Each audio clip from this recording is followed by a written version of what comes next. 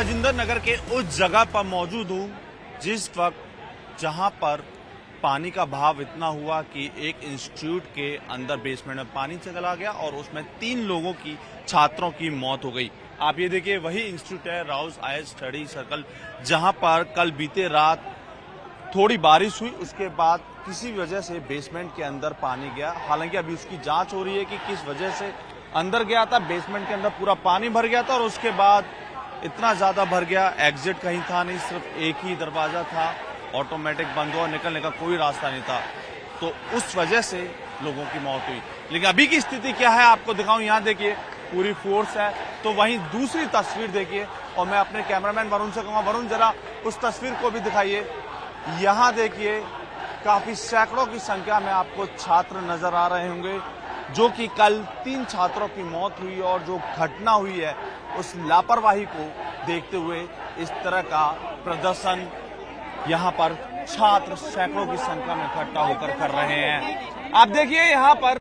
यही नहीं, सिर्फ एक इंस्टीट्यूट, इस एरिया में जितने भी इंस्टीट्यूट है जो कि सिविल प्रिपरेशन कराते हैं, तैयारियां कराते हैं, उस सभी इंस्टीट्यूशन के छात्र हैं और लगातार ये अपनी मांगों को लेकर बैठे हुए हैं। आप देखिए लगातार नारे भी लगा रहे हैं, प्रशासन के खिलाफ लगा रहे हैं और इनकी कई सारी मांगे हैं जिसको लेकर ये आज प्रदर्शन कर रहे हैं। आपको बता दें कि इनकी मांगे हैं कि जो भी गुनहगार है इसकी निष्पक्ष जांच हो और जो भी दोषी पाया जाएगा उसकी जल्द से जल्द कानूनी कार्रवाई हो। हालांकि आपको बता दें 2 लोगों को गिरफ्तार कर लिया, जो कोऑर्डिनेटर था इस इंस्टीट्यूट का और जो ओनर था उसको गिरफ्तार कर लिया, लेकिन इनका ये कहना है कि हमें कहीं भी लिखित पर नहीं दिखाया गया है। दूसरा इनका कहना है कि प्रशासन की तरफ से कोई भी ऐसी नहीं बताया है कि कितने लोग अंदर थे और कितने लोग करके, और सिर्फ इनको ये इन्फॉर्म दिया गया है कि सिर्फ 3 लोगों की ही मौत हुई है, लेकिन अभी तक ये पूरी डिस्क्रिप्शन में नहीं बताया कि कितने लोग फंसे थे, क्या थे, यानी कि पूरी जानकारी यहाँ पर नहीं उनको दी गई थी। लगातार इनका कहना है कि यहाँ पर यही नहीं, सिर्फ यही इंस्टीट्यूट हो, बाकी के जितने भी इंस्टीट्यूट है उनका हाल भी इसी तरीके का है। जब वो अंदर लाइब्रेरी, हर किसी इंस्टीट्यूट में, ज्यादातर इंस्टीट्यूट के अंदर बेसमेंट के अंदर लाइब्रेरी, और वहां लाइब्रेरी में इसी तरह का नक्शा है जहां सिर्फ एक ही गेट है, जहां एंट्री होगी, एग्जिट होगा,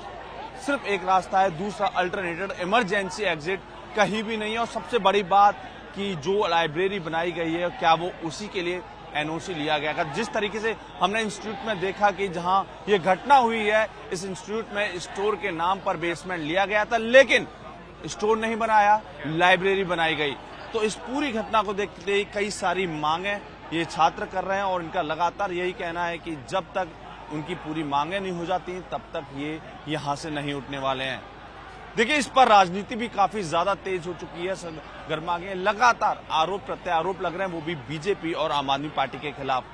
बीजेपी लगातार आम आदमी पार्टी के खिलाफ आरोप लगा रही है, कह रही है कि दिल्ली के अंदर चाहे एमसीडी लो या सरकार हो, जल बोर्ड लो, सब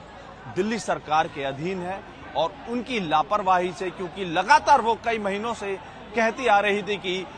दिल्ली के अंदर पानी की नालियां साफ नहीं हुई हैं, नाले साफ नहीं हुए हैं और इसी वजह से चंद घंटों की बारिश पूरी दिल्ली को जलमग्न कर देती है। और लगातार वो प्रेस कॉन्फ्रेंस करते आ रहे थे, लेकिन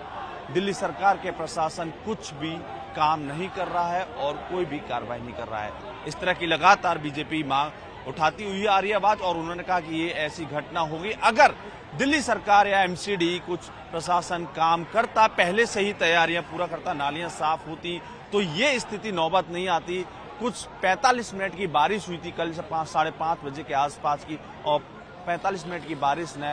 एक चोक हुआ और बताया जा रहा है, हालांकि पूरी जांच अभी निकल के सामने आएगी, लेकिन बताया जा रहा है कि वो ड्रेनिंग सिस्टम फेल था और लीकेज हुआ, लीकेज से इतनी तेजी से भाप और सिर्फ 13 मिनट के अंदर पूरा बेसमेंट भर चुका था। हालांकि 7 बजे पुलिस को सूचना मिली और तत्काल दमकल विभाग और फायर डिपार्टमेंट मौके पर पहुंचा और रेस्क्यू ऑपरेशन जारी किया। कई घंटों के रेस्क्यू ऑपरेशन से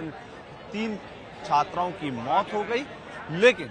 ये सवाल लगातार उठता आ रहा है कि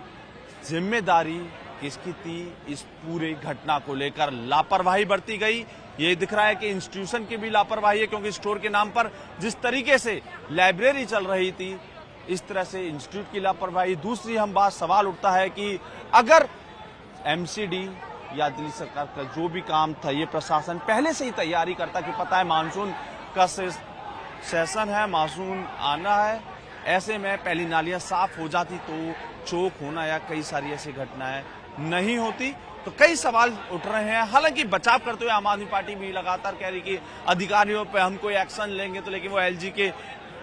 अधीन आता है, एलजी क्या करेंगे। लेकिन सबसे बड़ा सवाल यह है कि अगर ये पहले ही इंतजाम किए गए होते तो आज 3 छात्राओं को जो तैयारी इतनी दूर से आए थे उनको अपनी जान गंवानी नहीं पड़ती। कैमरामैन वरुण के साथ अमित गौतम, टाइम्स नाउ भारत, दिल्ली।